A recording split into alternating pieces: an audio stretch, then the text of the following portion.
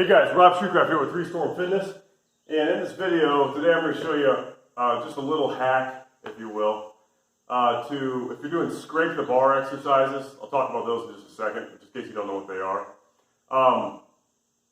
They, as the name entails, tend to scrape up your equipment. Like I have some scrape marks here on the inside of the power rack. Also, if you're using like a bar with heavy knurl, first of all, it's going to screw up your bar, if you do a lot of them anyway. Secondly, it tends to kind of interfere with the friction, or it adds friction, especially when you're going on those weights that you can't quite get the bar speed on. It really starts to slow you down, and kind of almost defeats the purpose of doing the exercise. So just real quick, scrape the bar exercises. I'll show you like a bent over row, and I'll show you what I've done to kind of prevent the scraping of the equipment while you're doing these scrape the bar. So bent over row, you might set up here. You're going to lock your lats in. You can get real explosive with the bar, almost like you're in a Smith machine. I'm not a huge fan of scrape the bar exercises, to be honest with you. I like the bent over rows pretty well. I kind of like the cage press, like the overhead variation, especially when you're leaning into it. I don't really like the bench press variation. I'll show you kind of an alternative to that if you have a Swiss bar here in a second. But I'm doing a John Meadows based program right now, 6-week muscular demolition. It's it was an Elite FTS programs at work, volume 3.2.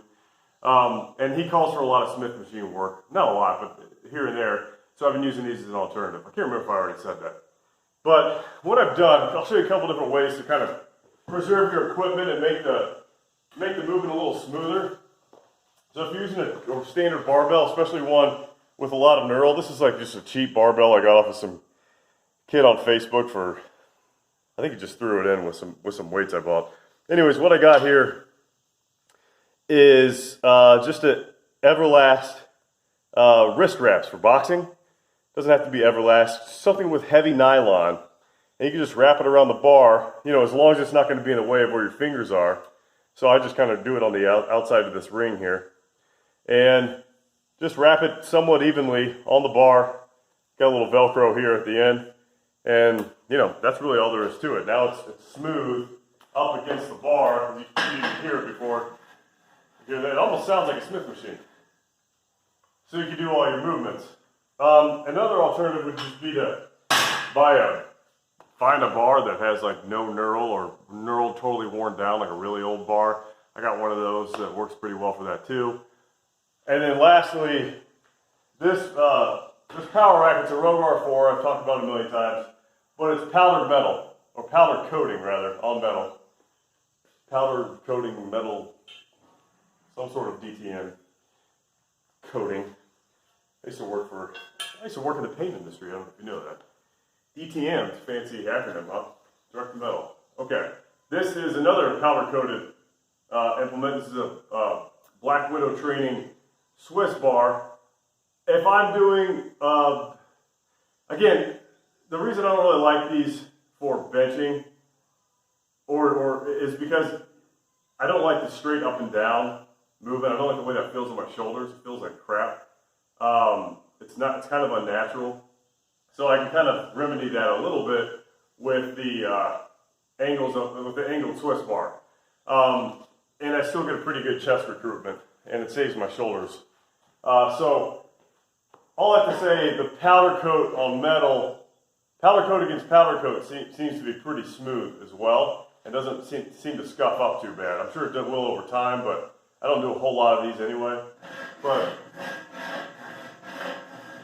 you can hear that. It's really not too bad. It's not really leaving a whole lot of marks.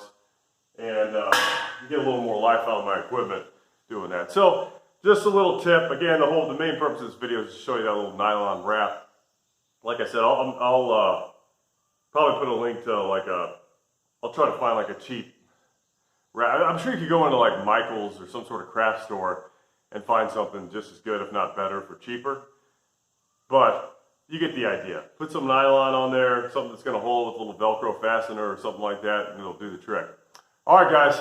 Rob Shoecraft 3 Storm Fitness. Please subscribe to my channel, and please have a great day. Please. Please.